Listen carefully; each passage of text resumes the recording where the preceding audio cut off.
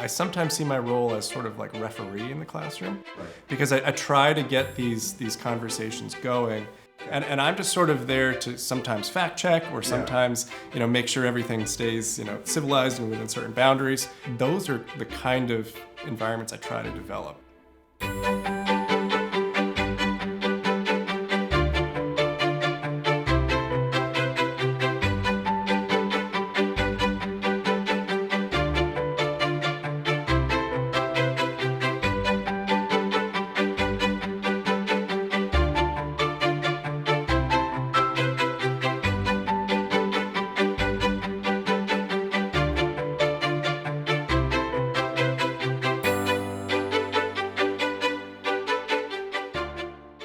Nate, I'm really happy to meet you. I'm excited for this conversation. We're going to hear about your journey to being a professor. For a lot of people who get their PhDs, the idea comes to them sometime in college, maybe before, and then they go, within a year or two, they're getting their PhD. And they know that's their journey. But I think yours is a little different than that. It is. I can sort of trace back my interests in criminology pretty far back, really back to my childhood and adolescence. And it starts at a little bit of a weird place that, I was engaged in a degree of delinquency as a teenager. Now, nothing serious, of course, and delinquency is totally the norm for teenage boys. To engage in some kind of misbehavior is very common. But I certainly was one of those kids. And so I had a number of experiences. By the way, I never did anything wrong in my life. I know. So I just want the record and to show. I never do anything wrong now. Okay. Ever. No speeding, nothing. Yes. So those sort of experiences sort of got the gears turning in several kinds of ways, because I noticed things that, teenage boys, when they get together, especially during after-school hours, those are just times that are more likely to produce, delinquency and misbehavior, and things like that. And so I thought that was sort of interesting, sort of sociologically, like, why does this happen, when I'm with certain people in certain places? But then the sort of reactions to that kind of delinquency was very telling, because I grew up in a sort of very privileged kind of town. And the way delinquency was handled was, referrals to therapists and counselors. Mm-hmm. And, we are good kids who just were doing some bad things. And sort of a boys will be boys kind of exactly, philosophy? Exactly. Okay. And so there was never sort of that sort of like school to prison pipeline kind of thing that you hear about. Mm-hmm. If you got in trouble at school, it stayed in school. Mm-hmm. There were, police were never called. Formal social control was never sort of engaged. And that was interesting, because there were also other occasions where I engaged in some delinquency with some of my black friends, and the outcomes were different in those Mm-hmm. situations. In particular, I can remember one experience where we were treated very roughly by the police. We were tackled off of our bikes, and we didn't do anything wrong actually in this instance. And when the officer gathered the facts and figured everything out, he just left after having roughed us up pretty well. And that kind of stuck with me, because that sort of juxtaposed with the way that I was treated, in other groups, in other Mm-hmm. contexts, sort of signaled to me that the way we react to delinquency in different situations and in different places, it varies. It's different. What one would often hear in Black America is like, when do the parents give the child the talk, especially their sons? Right. And I've written about this when I was given the talk. I didn't know what was happening. My father drove me to school one day, which was not something he did, and explained to me, because of the way things are, you cannot afford to do this, that, or the other, because you'll be blamed. Right. Like, I've never gotten a fight in my life. I don't know what he's talking about. And then I came to understand, this is not about me, but there's a reason why he wanted to make sure I knew that things weren't fair, that I would be caught in a corner if I would be in a bad place if I were fighting with one of my white classmates. Right. And so you're experiencing it from the other side, it sounds like. Exactly. Yeah. Exactly right. And I was never given that same kind of talk that you were given to, because the sort of default for a person like me, was that you wouldn't get treated in that kind of way. You would get treated fairly and with sort of different supports rather than in these more problematic and troubling ways. So you're more often than not well-behaving teenager, Right. occasionally having a stray thought. But then you head off to college, but I mean, you're now an expert in criminology, but like, was that a straight line for you? Was there, like, help us understand how you are now an assistant professor at Camden. Like, what's the connecting tissue there? Yeah, so, thinking back to that sort of adolescent development, for whatever reason, I started to get into a lot of trouble at age 14, 15, and then it tapered off pretty dramatically by 17 or 18. And so I started taking criminology classes in college. And you learn about that sort of, we call them trajectories, and how people age out of crime. And that's the norm, just as, delinquency is the norm. So the first place I got a job right out of college was a residential treatment facility for juveniles outside of Philadelphia. And that was an intense experience. It was designed for juveniles who come from highly disadvantaged backgrounds. I mean, the levels of trauma that these kids experienced is just, it was unheard of for me at the time. Okay. And so the idea was, it wasn't a detention center. It was sort of designed to create this supportive milieu that will ideally, put them on a path that is, away from the criminal justice system and away from violence and things like that. So I really sort of fell into social work right after college and liked it a lot. And that's what brought you to Rutgers. That is, right? Yep. Okay. And so I said, I can do this for a career. I like this. It's a way that I can think about human behavior and criminal justice from a different angle, from a sort of supportive kind of angle. I applied to the MSW program. I took classes on the New Brunswick and the Camden campus. I was also an Eagleton Fellow at the time. Okay. Yeah. So I've always had sort of an interest in policy and stuff like that. Right. So I did those things at the same time. And Eagleton is exciting, for me at least, because there are students from all of the campuses, coming from all different kinds of backgrounds. Right. And for me, it's not just that there are people who are interested in policy or social work or law or architecture even, but like they're all together. Yeah. And that really speaks to the way in which these systems are overlapping and interlocking. Exactly. Yeah. I really loved my experience at Eagleton, and I actually stay in touch with most of them. And I continue to work with them on committees, and I try to get students down here involved in Eagleton programs, in both the undergraduate program and the graduate fellow program. Wonderful. So, wonderful. That was a really good experience. But my time in my MSW program was important because I started becoming very interested in the research angle. Because so many of these nonprofits and social service agencies are underfunded, and they don't have the time or the resources to conduct program evaluations. And so I just had these burning questions, what works? Does this program work? Or should we be spending time and resources in this way?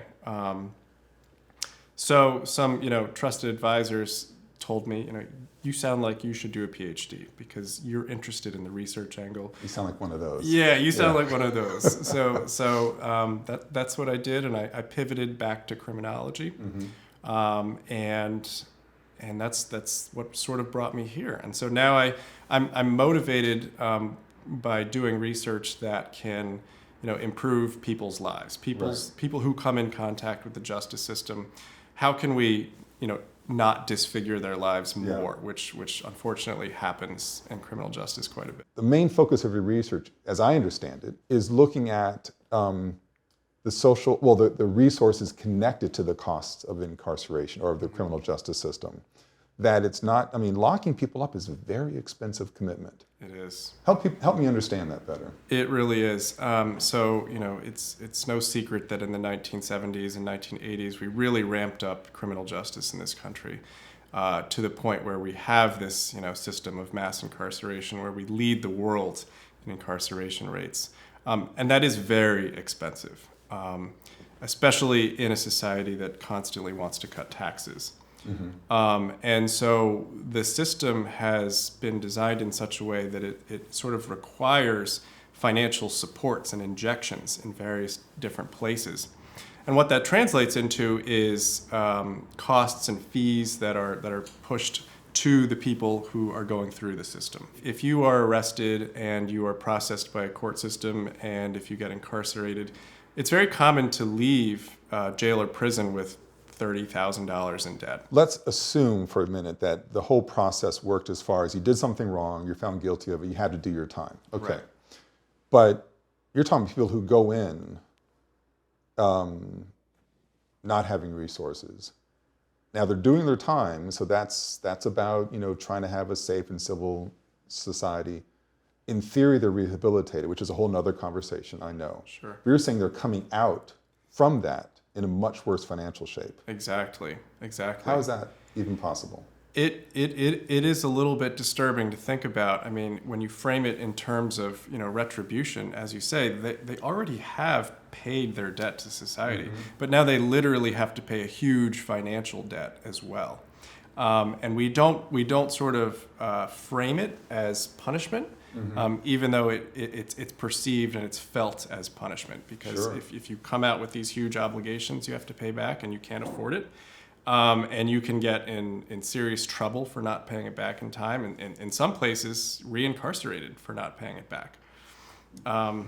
That's a hole that's hard to get out of. It's perverse, and it has little to do with public safety, right? More to do with revenue generation and trying to support a system that is frankly it's bloated. It's too big. Mm-hmm. So I'm not trying to be cute or snarky, but this is a refutation that crime does pay, but it's paying the wrong people in a sense. Yes. I mean, I'm being serious about this, is that the system is set up in such a way that people are challenged, where they are doubly, triply, quadruply challenged.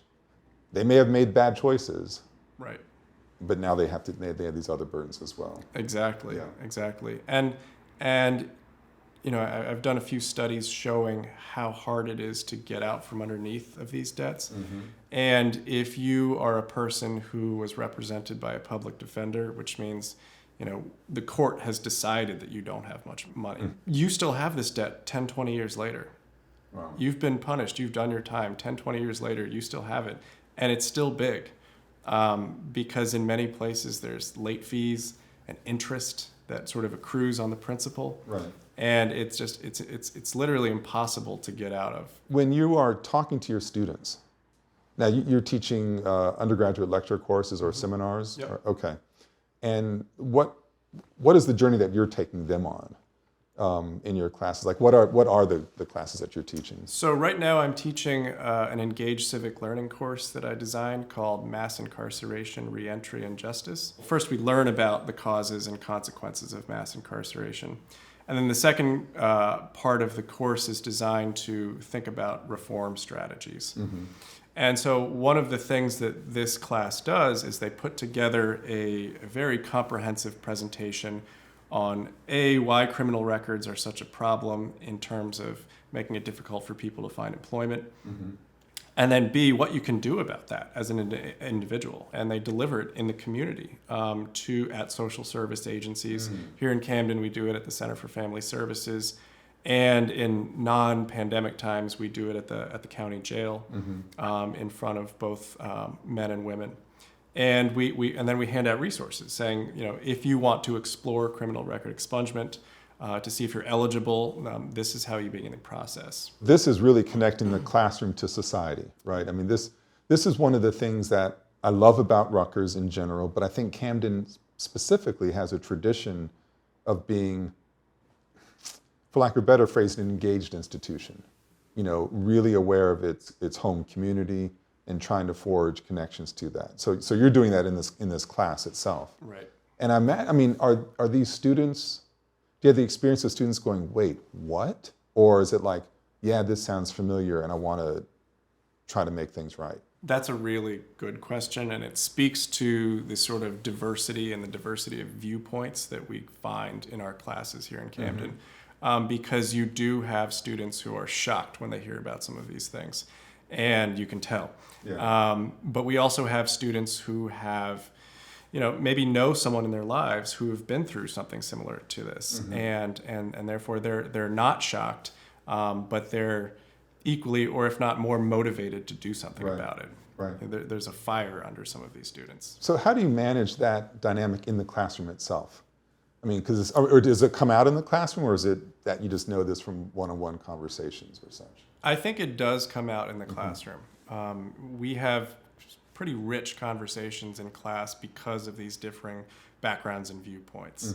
And it's actually one of my favorite things about teaching here is having that sort of just broad mix of views. In some sense, I sometimes see my role as sort of like referee in the classroom, right? Because I try to get these conversations going, and often they sort of take off and develop a life of their own. Those are the best sessions. They're the best, yeah. And I'm just sort of there to sometimes fact check, or sometimes make sure everything stays civilized and within certain boundaries. But those are the kind of environments I try to develop in classes like this. So I love hearing this, and those are the best classes. I remember having sessions like that and feeling exhilarated during and after. I'm like, this is what I'm doing this work for. Right. Because you hear these ideas popping, but then also when it really works, when you're refereeing well, you see student A who's really passionate on something, discovering something from student B. I'm like, wait a second. That changes things, at least a little bit, right? So when I hear about your experience, I'm so happy to hear about it personally. That to me is ammunition, not really the best word here. For those who say that colleges and universities are, they only think of one thing, there isn't free speech on campus. Like, look, I know it's difficult. I know people feel pressure through socially mediated environments and such.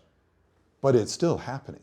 The debates are still happening. Yes. But they may not be happening in the university's so-called public square, but they're happening in the classrooms. Yes. And this is something I think people really need to understand, that there's a lot of robust, interesting, challenging conversations happening. Definitely. Yeah. We engage with all kinds of arguments in my classes. Yeah. We do it in a respectful and civilized manner. Yeah. Which is critical. Yeah. Disagreement is actually really healthy. That's actually a really good thing. Right. But there are ways to disagree. Have you had a particular experience or two at Camden where you were like, ooh, I didn't see that coming. That's not in my plan of like the merger of my ideas and my scholarship and my teaching. I mean, what was like the thing you learned in being down here? The connection that I make with students once they leave the university is something I didn't anticipate. Right? When you're an assistant professor and you get a job, you think about, well, first research and then teaching. But I've been able to mentor some students far beyond their graduation. Yes. And I stay in touch with some of them on some text message basis. Yeah. And I've developed writing collaborations with a few of them, and that's been really, really rewarding. I didn't see that. I mean, that definitely kind of fits in, but it wasn't part of the plan. I didn't come into Rutgers thinking I would do that, but it just something that sort of happened. I haven't been in the classroom on a regular basis in a long time, but I loved being in the classroom for these reasons, because you're developing when it works, and it sounds like it works in your classrooms, you're developing a relationship in that semester, but beyond. Like, I would not be in the university world had it not been for one of those relationships with the professor outside of class who planted the seed to do these other things. Yeah. And today I still get emails or text messages from students from 5, 10, 15 years ago. And what I think a lot of people don't understand is that when we start writing letters of recommendations for students, we may be doing it for the next 20 and 30 years for that particular person, because you've developed these relationships. And this is what is so exciting to be at a place like Rutgers, is that we're taking a lot of students who don't come from a college-going tradition, opening up the doors in all these ways.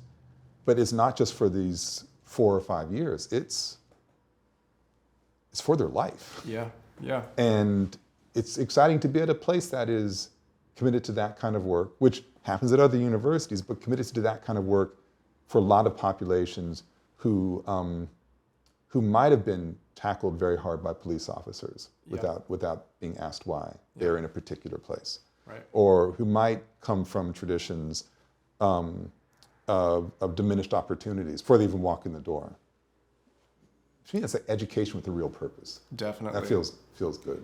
Yeah. I mean, just in the class that I'm teaching today, I'm having a guest speaker who's a former student named Stefan Whitley. And he was incarcerated in New Jersey. Okay. And he's been obviously crime-free for quite some time. He graduated here with a 3.9 and an award at graduation.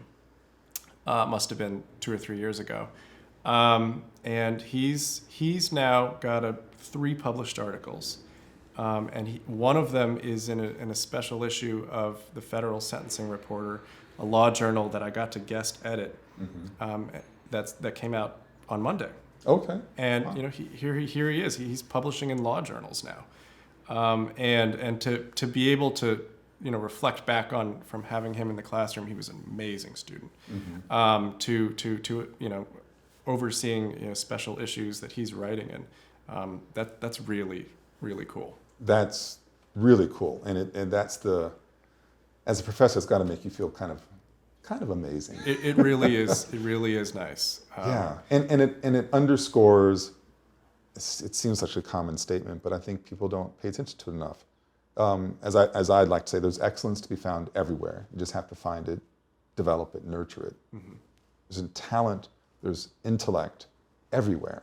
Yeah. And I think of the cost we pay as a society prejudging people that they are never going to contribute. Yeah. And your former student is saying, no, hang on. Yep. That's a different story. He feels like he's sort of starting out in life again. When I think about your scholarship, we talked about the stuff that you've been doing up to here, but what's the next project for you? What's going on? I'm very excited about a project I have that's starting right now.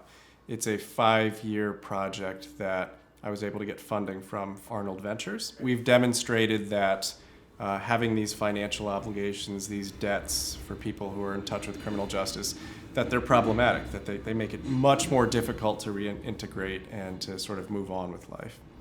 So what we did was we convinced a funder to help us literally pay off these debts for people. Oh, wow. Okay. So what we have done is we've secured funding to pay off court fees for 700 people in Philadelphia. And the goal of the project is to follow them for 5 years and then see how they do. Are they much more likely to, find employment? Are they much more likely to, just be able to navigate society and not reoffend and do all these things, right? You hear the words abolition and stuff like that. This is testing, does fee abolition work? And or what are the benefits of it? And we'll be able to test that in a pretty scientific way.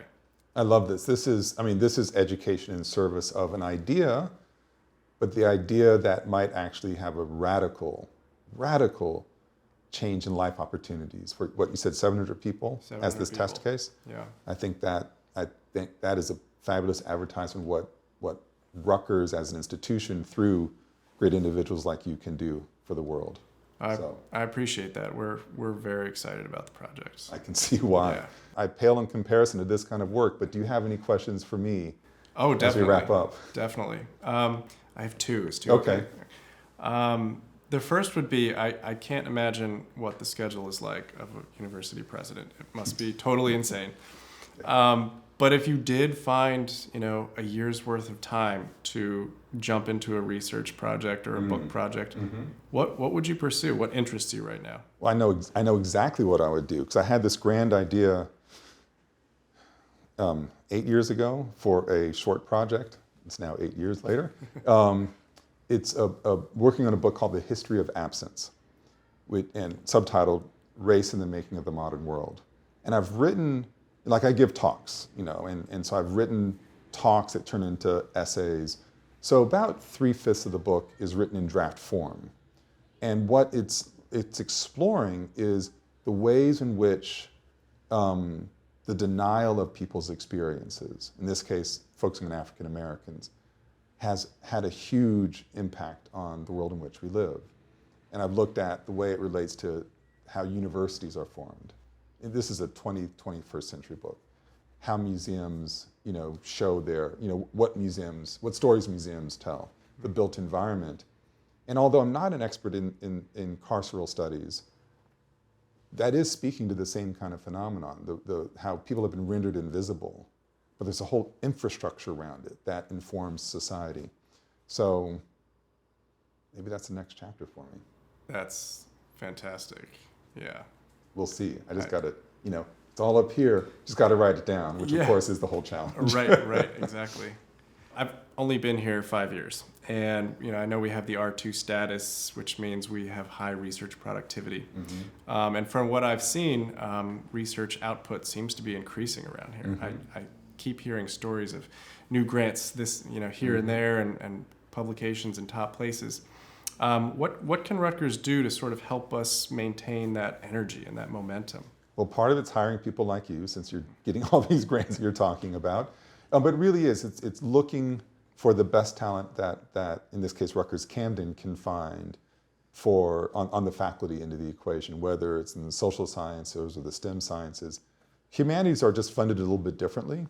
I'm a humanist. We are critical to the university, but how we hit the bottom line is different.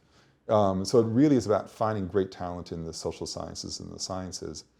And it's also making sure that we have the support mechanisms in place so that when you want to put a grant in that has to go through all these protocols, that we can do it for you just like that. And so that you can make the deadline and then have a better chance of landing that grant. So we need to make sure we have the infrastructure in place on the administrative side that the research scholars can do their work. And we have a new head of vice president for research who knows that this is a major part of the agenda. And I think we're going to see increasing communication between central administration and all our chancellor units to make sure that our researchers have an easy path towards going out and getting those grants. And the thing is, it's like credit. Once you start getting those grants, it gets easier and easier to get the next one. And that's why it's so important that Camden get to Research 2 status, because it's going to be easier to keep that machine going and accelerate and expand. So I'm looking forward to the future. I think it's going to be really wonderful for the research contributions of Camden to the state of New Jersey and to the world. Yeah, me too. Thanks for your time, and really, thanks for the work that you're doing. Thank you so much. We are better for it. No, thank you. Thanks.